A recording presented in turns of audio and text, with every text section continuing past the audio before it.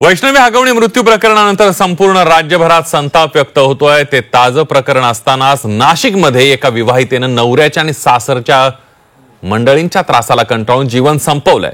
कौटुंबिक हिंसाचाराला अनेक जणींना सामोरं जावं लागतंय। काही जणी तक्रारी करतात, काही जणी आपलीच माणसं म्हणून गप्प बसतात। राज्यातल्या अशा अनेक वैष्णवी सध्या न्यायाच्या प्रतीक्षेत आहेत। बघूया।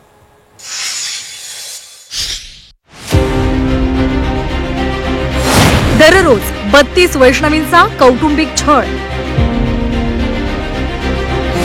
ग्रामीणपेक्षा शहरांमध्ये छळाच्या घटना अधिक।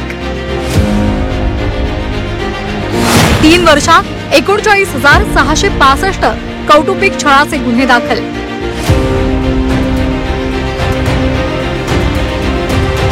वैष्णवी हगवणे मृत्यू प्रकरणाची सध्या संपूर्ण राज्यात चर्चा आहे। मनाला चटका लावणारी ही घटना म्हणून सर्वच जण हळहळत आहेत आणि हगवणे कुटुंबाला शिव्यांची लाखोली वाहत आहे।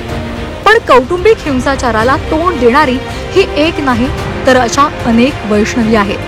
घराच्या भिंतीआड विवाहितांचा श्वास कोंडतोय। राज्यात दररोज 32 वैष्णवींचा छळ होतोय अशी माहिती आता समोर आली आहे।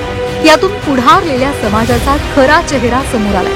महत्त्वाचं म्हणजे तुम्हाला वाटेल की या वैष्णवी ग्रामीण भागातल्या असाव्यात, तर धक्कादायक म्हणजे ग्रामीणपेक्षा शहरांमध्ये कौटुंबिक छळाच्या घटना अधिक असल्याचं समोर आलंय। राज्यात दररोज 32 वैष्णवींचा छळ होतोय।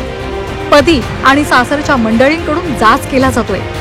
गेल्या 3 वर्षात 39,665 गुन्हे दाखल झाले। ग्रामीणपेक्षा शहरांमध्ये कौटुंबिक छळाच्या घटना अधिक आहेत। अमानुष छळामुळे आत्महत्येच्या घटना सुद्धा घडतायत।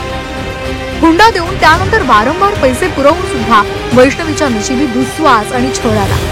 नाशिकमध्ये एका 37 वर्षीय विवाहितेनं पती आणि सासरच्या मंडळीच्या त्रासाला कंटाळून आत्महत्या केली। तिकडे बीडमध्ये 5 महिन्यांमध्ये 174 विवाहितांचा सासरी छळ होतोय। भरोसा सेलमध्ये पीडित महिलांनी धाव घेतली। या घटना पाहता त्या पुन्हा घडू नयेत म्हणून सरकारनं कठोरात कठोर शिक्षा ठोठावावी अशी मागणी आता केली जाते।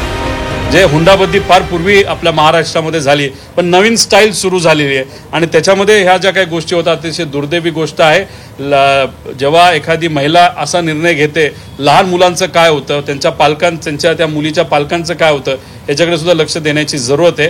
त्यामुळे कुणीही असं सापडलं, तो कुठल्याही पक्षाचा असू, त्याला धरायचा आणि त्याला अशी एक शिक्षा द्यायची की उद्या जाऊन दुसरं कोणाला धाडस नाही झालं पाहिजे एखाद्या महिलेवर अत्याचार करायचं। वाईट होण्याआधी जर हे आधी कोणाला कळलं असतं तर कुठेतरी प्रकरण उघडकीस आधी झालं असतं। ती जाण्याआधी तर मला असं वाटतं की तिला 100% तिला जिवंतपणे न्याय भेटला असता। पण आता ती गेली आहे। गेल्यानंतर तरी माझी इच्छा आहे की सरकारनं कठोर पावलं उचलावीत अशा दोषींवरती आणि त्यांच्या गुन्ह्याला कदापि माफी देऊ नये। समाज भावनांचा सरकारनं निश्चित विचार करावा आणि कठोर पावलं उचलून कायद्याच्या चौकटीत त्यांना फाशीपर्यंतची जर शिक्षा होत असेल तर ती सुद्धा त्यांना द्यावी। हुंडाबळी हा का होतो आहे याचं कारणच आतापर्यंत कळलं नाहीये। पूर्वी काय व्हायचं की हुंडाबळी व्हायचे, त्याचं कारण काय असायचं, महिला फक्त चूल आणि मूल करायची, तिच्याकडे पैसे नसायचे। पण आता सक्षम झालेली महिला आहे, ती जर घराच्या बाहेर जाऊन पैसा कमवते आहे, मग महिला आणि पुरुष यामध्ये भेदभाव का होतो? खूप संतापजनक आहे आणि हे असं पुन्हा वारंवार घडू नये याच्याकरता शासनाने कडक कारवाई त्यांच्यावरती केली पाहिजे, म्हणजे पुढेही हे गोष्टींना आळा बसेल। राष्ट्रवादी शरदचंद्र पवार पक्षाच्या खासदार सुप्रिया सुळेंनी यात एक पाऊल पुढे टाकले। हुंड्याच्या या अशा घटनांना आळा बसावा म्हणून जागर करण्याचा निर्णय त्यांनी घेतलाय।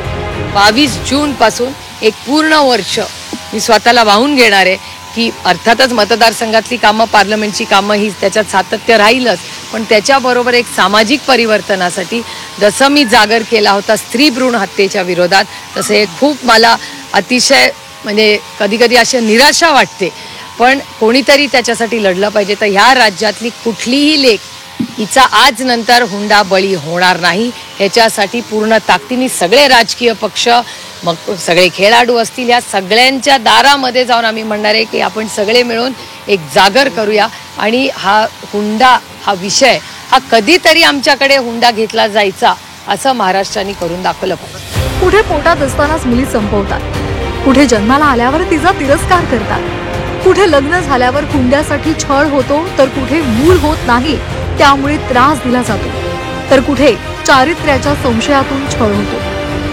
21वे शतक असलं तरी महिलांच्या समस्या त्याच। कसं आणि किती तोंड द्यावं? बरं, तक्रार करून न्याय तरी कुठे मिळतोय? अशीच भावना महिलांच्या मनात आहे. हे कधी थांबेल का? देवीची पूजा करणारा समाज आम्हाला किमान माणूस म्हणून वागणूक देईल का, असा प्रश्न या निमित्तानं उपस्थित होतोय. योगेश खरे, झी 24 तास, नाशिक.